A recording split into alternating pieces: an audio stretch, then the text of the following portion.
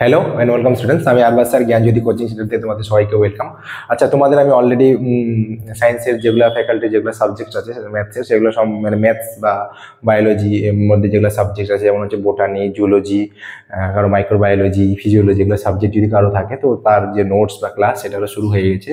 তো ক্লাসগুলো আমাদের যেহেতু শুরু হয়েছে, সেক্ষেত্রে তোমাদের যারা যারা আমাদের অনলাইন ব্যাচগুলো পারচেস করতে চাও, তাহলে তোমরা অবশ্যই তাহলে এই যোগাযোগ এই নাম্বারটা দেওয়া আছে, এই নাম্বারে যোগাযোগ করলে তোমাদের সুবিধা হবে। আচ্ছা, তো আমি আজকে ম্যাথসেরই একটা পার্ট বলতে পারো বলবো, ঠিক আছে? তো ম্যাথসের বলতে ডিফারেন্সিয়াল ইকুয়েশন মেজরের মধ্যে যাদের আছে, যারা মেজর ম্যাথসে পড়তেছো, তো মেজর ম্যাথসে যারা পড়ছো তাদের মধ্যে আমি হয়তো কয়েকজনকে শিখাইছিলাম যে তোমাদের রনস্কিয়ান কি, বা হচ্ছে তারপরে আমাদের হচ্ছে একটা জিনিস শিখাইছিলাম এক্সিস্টেন্স বা ইউনিকনেস, যেটা আছে, যেটা থিওরম, ঠিক আছে? তো এই যে জিনিসটা আছে এটা তোমরা করতে পারবে, ঠিক আছে? তো এই ক্ষেত্রে তোমাদের ইউনিকনেস বা হচ্ছে এক্সিস্টেন্স যেটা হচ্ছে একই টাইপের থিওরম, ঠিক আছে? তো কিভাবে আসলো না আসলো তোমাদের এটা করতে পারবে। তো এখানে এক্সিস্টেন্স বা হচ্ছে আমাদের ইউনিকনেস থিওরম, এটা হচ্ছে একই নাম, ঠিক আছে? তো এখানে normally existence and uniqueness, sorry এখানে অর হবে, ঠিক আছে? এক্সিস্টেন্স অর ইউনিকনেস থিওরম, ঠিক আছে? মানে ইউনিকনেস যেটা থিওরম আছে সেটাই হচ্ছে এক্সিস্টেন্স থিওরমের আরেক নাম, ঠিক আছে? তো তোমাদের যদি বুঝতে অসুবিধা হয়, কারণ পরীক্ষায় কখনো কি থাকে যে ইউনিকনেস যে থিওরমটা আছে, ইউনিকনেস থিওরমটার মধ্যে তোমাদের বলে নাও যে স্টেটমেন্টটা আসবে, স্টেটমেন্টের থ্রুতে যেগুলো অ্যাপ্লিকেশন আছে সেই অ্যাপ্লিকেশনগুলো আসার চান্স খুব বেশি থাকে। তো তোমরা অবশ্যই দুইটা নামই মনে রাখবে, একটা হচ্ছে এক্সিস্টেন্স, একটা হচ্ছে কি ইউনিকনেস। তো এই থিওরমটার মধ্যে কি বলেছে, তো নর্মালি বলছে consider A second order linear differential equation of the form. তার মানে কি আমাদের এখানে সেকেন্ড অর্ডারের আছে, ঠিক আছে? সেকেন্ড অর্ডারে আমার এখানে কি লিনিয়ার ইকুয়েশন নিতে হবে, সেকেন্ড অর্ডারে আমার এখানে কি লিনিয়ার ইকুয়েশন নিতে হবে। তো সেকেন্ড অর্ডারে যদি আমি এখানে লিনিয়ার ইকুয়েশন নিই, তো প্রথমে কি নিলাম, a not x y double dash, মানে হচ্ছে ডি ডাবল ডেরিভেটিভ করতেছি, এ ওয়ান এক্স একবার derivative dy by dx, a two x এটা হচ্ছে শুধু ওয়াই, এটা আর এক্স আলাদা পার্ট হিসেবে আছে। তার মানে কি প্রথমটা নর্মাল ওয়াই, তারপরটা হচ্ছে একবার ডেরিভেটিভ করলাম, তারপর হচ্ছে কি ডাবল ডেরিভেটিভ করলাম, তার মানে কি এখানে দুইবার ডেরিভেটিভ করার পর আসলো, তার জন্য এটা নাম হয় second order linear differential equation, ঠিক আছে? তো যেহেতু second order linear differential equation, একটা জাস্ট ফর্ম নিলাম এটা। আচ্ছা, এবারে কোনটা কি জিনিস সেটা তো আমার জানতে লাগবে, তাই তো? যেমন হচ্ছে where a not x, a one x, a two x and rx are continuous on an interval a comma b। আচ্ছা, ইন্টারভ্যালটা আমার কথার মধ্যে আছে এ কমা বি আছে। এবার ইন্টারভ্যালটা কি রকমের হয়ে আছে, ওপেনের হয়ে আছে। এবার অনেকের প্রবলেম আসবে, কারণ তোমাদের এগুলো জিনিস যখন করবা, open set, close set, bounded set, এগুলা জিনিস দেওয়া আছে, ক্লোজ ব্রেকেট দিতে হয়, ওপেন ব্রেকেট দিতে হয়। এখানে কি আছে আমাদের এ কমা বি ইন্টারভ্যালের মধ্যে পড়তেছে, যেখানে a not x is equal to not equal to zero. এটা একটা ব্যাপার, এইটার কথা এটা কেন বলছে নট ইকুয়াল টু জিরো? আমি যদি এটাকে জিরো ধরি, কথার কথা যদি আমি এটাকে জিরো ধরি তাহলে কি হবে? আচ্ছা, কথার কথা আমি জিরো ধরলাম, এখানে আমি লিখি জিনিসটাকে, যদি আমি এটাকে জিরো লিখি, a not x is equal to, ধর আমি জিরো ধরলাম, যদি জিরো ধরলাম তো পুরো পার্টটা কি হবে, এই যে পোর্শনটা আছে এটা আমার কি হয়ে যাবে, জিরো হয়ে যাবে। তো এক্ষেত্রে এটা যদি আমি জিরো হয়ে যায়, তাহলে তো আমার এখানে সেকেন্ড অর্ডার লিনিয়ার ইকুয়েশন থাকলোই না, তাই না? তার জন্য কি এটা আমাদের নট ইকুয়াল টু জিরো হতে হবে। আশা করি বুঝতে পেরেছো। বুঝতে না পারলে অবশ্যই আমাদের সাথে যোগাযোগ করবে, তাহলে তোমাদের অনেকটা সুবিধা হবে। আচ্ছা, নেক্সট কি বলেছে, এই এক্স যে ভ্যালুটা আছে ওটা একটা ইন্টারভালের মধ্যে থাকবে, সেটা হচ্ছে এ কমা বি এর মধ্যে থাকতে হবে। তাহলে এই এক্স ভ্যালুটা কার মধ্যে থাকতে হবে, এ কমা বি এর মধ্যে থাকতে হবে। যেখানে এখানে আমার আরবিটারি কিছু কনস্ট্যান্ট থাকবে, যেমন হচ্ছে একটা C1 C2।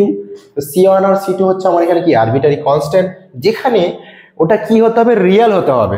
কি হতে হবে, রিয়েল হতে হবে। এবার রিয়েল হওয়ার জন্য কি করতে হবে আমাকে, যেহেতু আমি ইকুয়েশনটা লিখলাম, বলে দিলাম যে এটা হচ্ছে আমার একটা কন্টিনিউয়াস ফাংশন, কার উপরে হচ্ছে ইন্টারভাল হচ্ছে এ কমা বি এর মধ্যে, তারও বললাম এ নট এক্স যেটা আছে ওটা নট ইকুয়াল টু জিরো, তার মানে ওটা জিরো হতে পারবে না।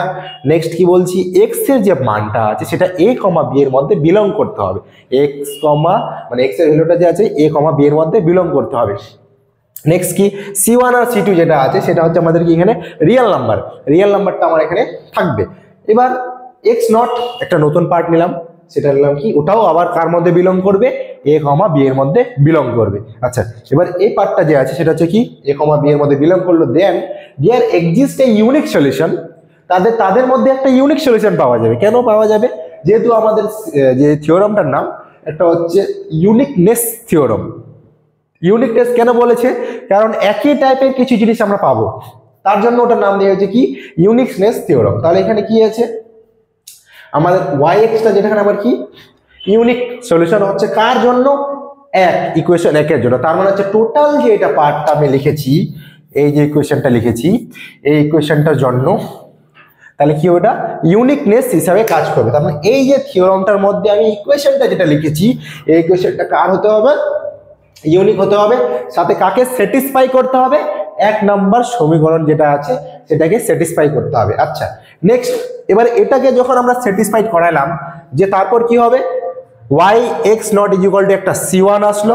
সেকেন্ড আবার একবার ডেরিভেটিভ করলাম, y dash x not equal to c2 আসলো। তো একটা আমি ধরেছিলাম প্রথমেই যে c1 আর c2 হচ্ছে কি আমার রিয়েল নাম্বার, তার জন্য এটা আমার একটা c1 আসলো, একটা c2 আসলো।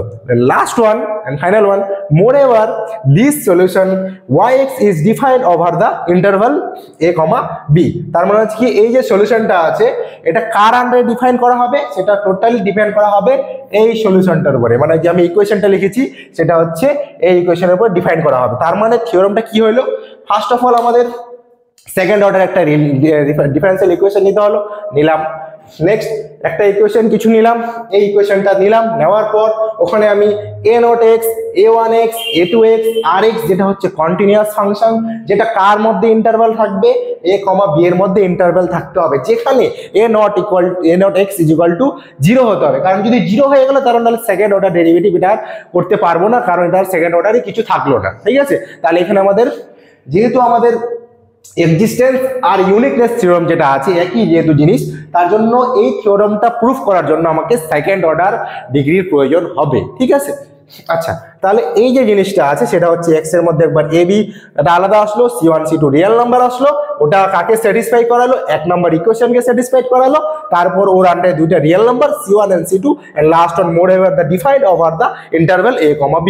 তো এই হলো তোমাদের এক্সিস্টেন্স और ইউনিকনেস থিওরাম। ঠিক আছে, তো ইউনিকনেস এন্ড এক্সিস্টেন্স যে থিওরামটা আছে এটার হচ্ছে দুইটা নাম, একটা হচ্ছে এক্সিস্টেন্স, একটা হচ্ছে ইউনিকনেস। তো পরীক্ষায় তোমাদের সিলেবাসে এক্সিস্টেন্স দেওয়া আছে, কিন্তু কখনো কোশ্চেনে কি দেওয়া থাকে? ইউনিকনেস দেওয়া থাকে। ঠিক আছে, তো ওখানে অনেকের প্রবলেম হয় যে এটা আবার কি জিনিস আসলো পরীক্ষায়। ঠিক আছে, তো এই থিওরামটা তোমাদের স্টেটমেন্ট আসবে শুধু, কারণ তোমাদের সিলেবাসে শুধু স্টেটমেন্ট অনলি লেখা আছে। যদিও স্টেটমেন্ট লেখা থাকে তবুও আমি বলবো এর আন্ডারে যে অ্যাপ্লিকেশনগুলো আছে সেগুলো পরীক্ষায় আসে। ঠিক আছে, তো এই আলটিমেটলি তোমাদের থিওরামটা। ঠিক আছে, তো তোমাদের যদি এই থিওরামটা রিলেটেড কোনো কোয়েশ্চেন বা প্রবলেম থাকে তোমরা অবশ্যই আমাদের সাথে যোগাযোগ করবা, তোমাদের সমস্ত কিছু বলে দেওয়া হবে কিভাবে তোমরা সিস্টেম আমাদের চলতেছে, আমাদের পারচেস করতে হবে, কত থেকে কত কি করতে হবে না করতে সব কিছু তোমাদের জানানো হবে। কোনো কোয়ারি থাকলে অবশ্যই এই দুটো নাম্বারে কল করলে সমস্ত তোমাদের প্রবলেমসগুলো বলে দেওয়া হবে। তো থ্যাংক ইউ আজকের ভিডিওর জন্য, সবাই ভালো থেকো, সুস্থ থেকো। Thank you for watching.